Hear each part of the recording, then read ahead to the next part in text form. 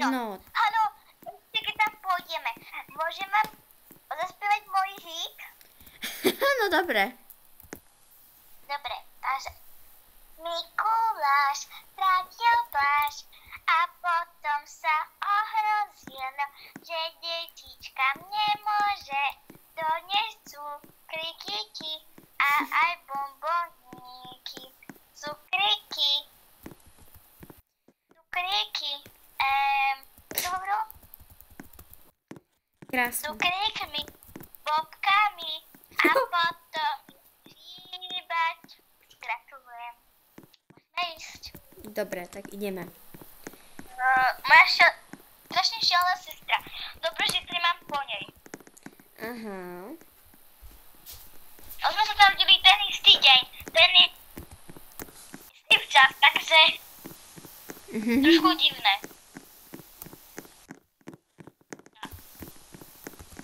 To a určite po mojom bratovi, to je jasné.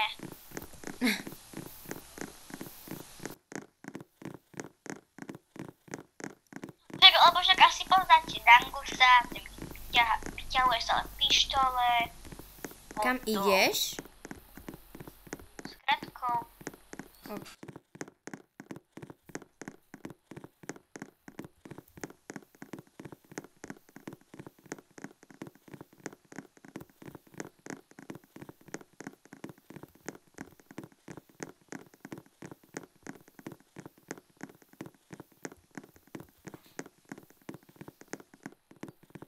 Toto to má byť, ale nie tu pančelka.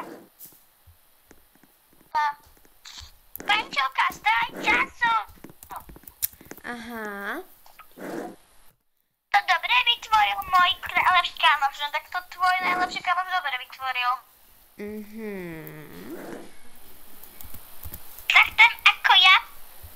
Halo, keď to riešime pančelku, si súdo, že pančelka pôjde prvá, idem druhá a nie, idem posledná. Tak idem druhá. Ja idem tretia. Idem posledná.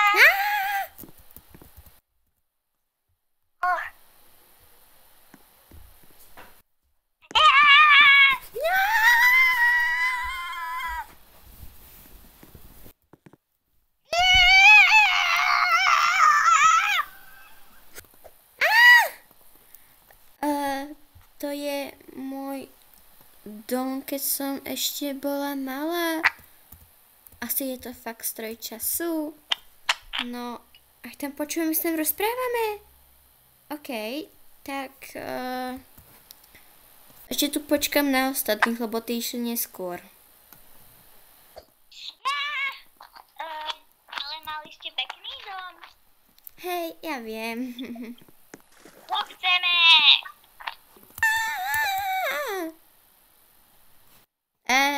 Toto bol váš dom, pani učiteľka? Áno, bol. Super. Dobre, teraz ešte na Klaudy počkať, lebo tá išla úplne posledná. Kde sme sa tu ocitli?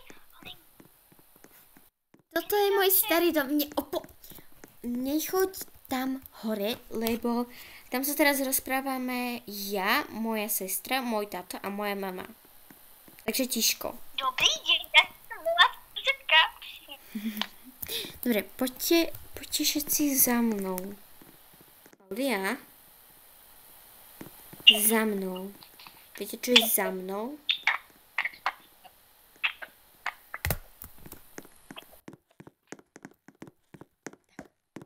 A tak toto pomaly budeme... Nenápadne budeme sledovať.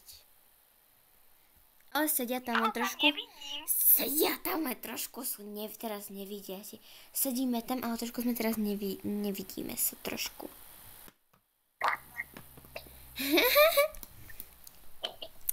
Jaj, mne sa tak dobre toto sedí s vami.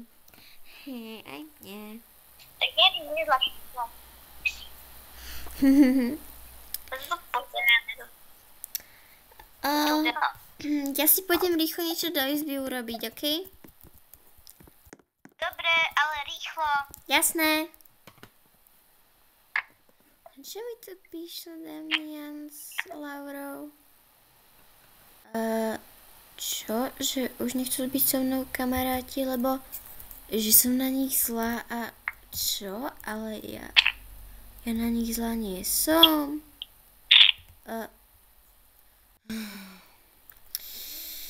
Ale ja vôbec nie som zlá, akože ja nič nerobím. Mama!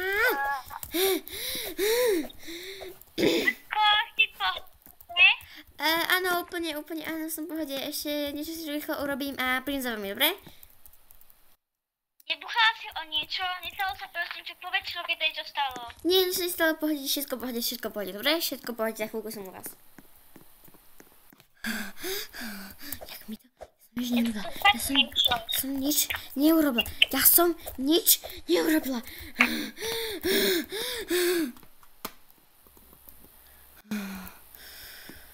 Už som tu. Čo sa s tebou, Zlatko, stalo? Nič sa nestalo. Čo sa telo krvácava? Evelyn, čo je s tebou? Nechoďte mi na pokoj, nič mi není.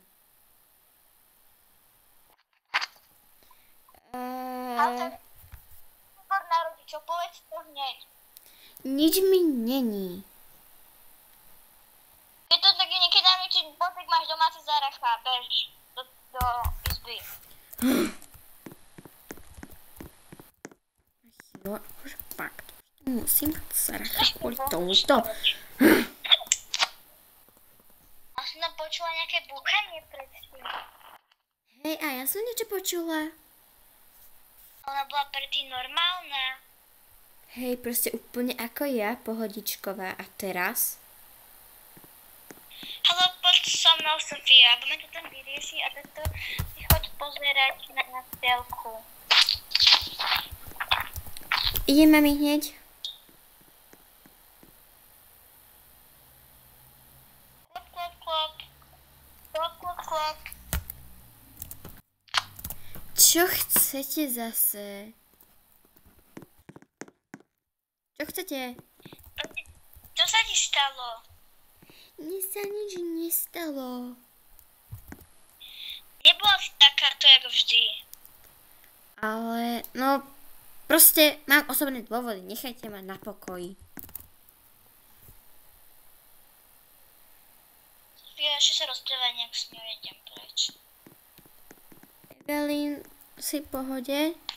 Nechaj ma na pokoji. Evelyn, ja sa chcem len normálne porozprávať. Prosím, ja sa chcem len normálne ako segra. To segru, prosím, nechaj ma. Keď ma necháš na pokoji, tak ťa nechám. Ja chcem len vedieť, čo sa ti deje.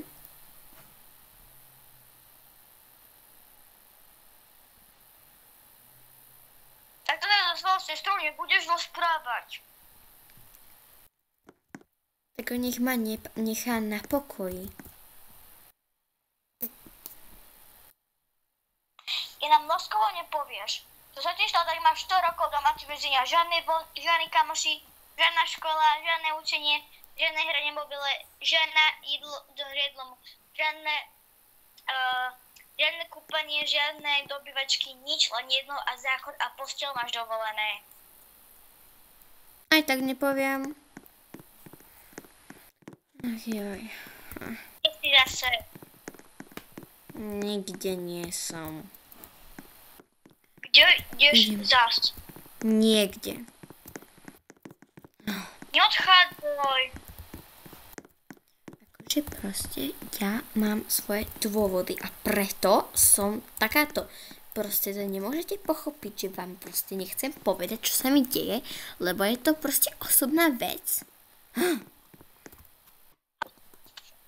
Môžem vám ešte povedať, viete, čo sa stalo? Čo sa stalo? Nie, prečo? Prosím, čo si hovorila, ja som to nepočula, ja neviem, mne sa niečo stalo. Evelyn odišla z domu.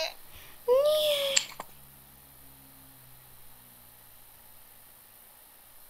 Chcela sa mňa utišiť, ale ona neposlúchala, tak si vyberala svoje. Nie. Ešte máme čas a už takto ide po svete. Bola to tak dobrá sestra. Ach joj. Nebojte.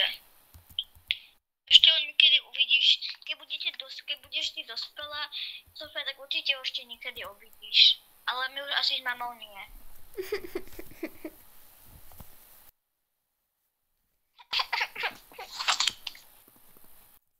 No, tak toto sa stalo. Ale počkaj, teraz tu rozdávam drevu. Počkaj, ono máš všetko celé zničené. A knížku, stoličku. Asi to tu všetko zničila. Hej, asi to celé úplne zničila. No...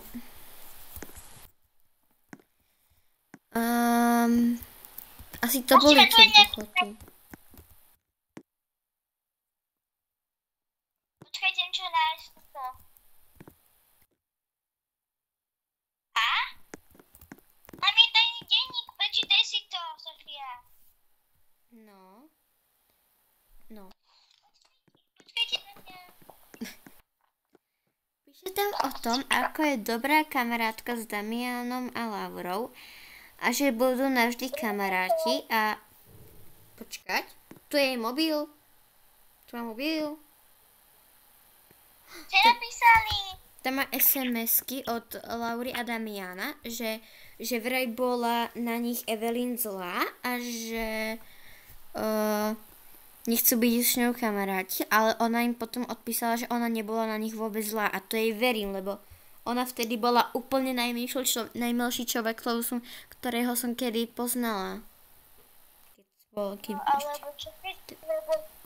mám nápad, čo keď sa za nich niekto pretvaroval, tak si to môže sa za mňa niekto pretvaroval, mohli si to myslieť. No. Hej. Lebo takí šikáni existujú, že sa prezlikajú za niekoho, koho nemajú radi a potom nechcú robia, že toho, koho nemajú radi, sa za neho prezlečú a potom tými kamarátom robia zle, aby sa s nimi kamaradili a aby ten človek alebo tá baba alebo ten chlapec mali boli s nimi kamoši len. To dáva zmysel trošku. A teraz vôbec tvoji Laura a napočte tvoji súrodenci, ktoré koho majú za najlepšiu kamarátku alebo za najlepšieho kamaráda? Počkať, jak sa volá váš brat? Náš bracha? Napíšeme to. Bracha, jak sa volá? Brachu, jak sa voláš? Musíme chvíľku počkať. A už je to tu. On nevie. Neviem, jak sa volá. No. Ale nie. Počkaj, teraz musí. Počkaj. Počkaj, neraz neviem. Jak si môžete nepamätať meno svojho brata? On sa volá nie. On je Kristián Kiko. To je obidve Kristián Kiko. Koľko má rokov? 13? No. No tak aj moji súrodenci majú Kristiána ako najlepšieho kamoša teraz. 13-ročného. Akože, prečo 20-ročný a 23-ročný mal 13. za kamošu? Neviem, akože asi sa úplne tresli do hlavy, alebo ja neviem. Alebo tvoja sestra miluje moju, ale to sa nikdy nestane, pretože nechcem. Akože 23-ročná a 13-ročný to nedáva zmysel, takže asi nie. No čítaj ten denník. Ja som vám to už prečítala. Ale počkať, tu je nejaká knižka. Čo keď tam bude tej knižke napísané o tom, čo sa s nej stalo? Čítaj ty. No, je tu napísané, že... Počkať. Tu je napísané, že ona sa sem napísala, že ako sa stala polodémonom. Naštvala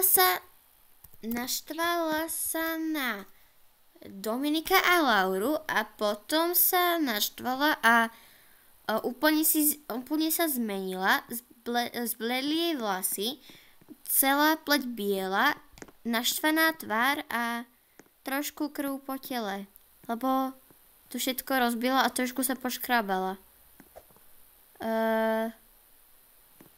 Ale tá krv by sa už mala potom zahojiť. By tam nemala byť. No to však to je celkom divné, že tam, možno to má z toho, že teraz ľudí zabíja a tak trošku možno.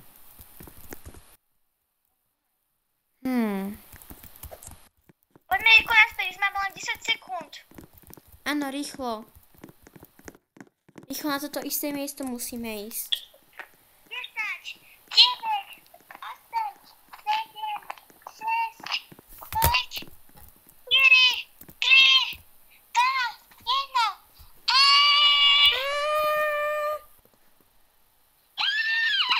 Už sme tu.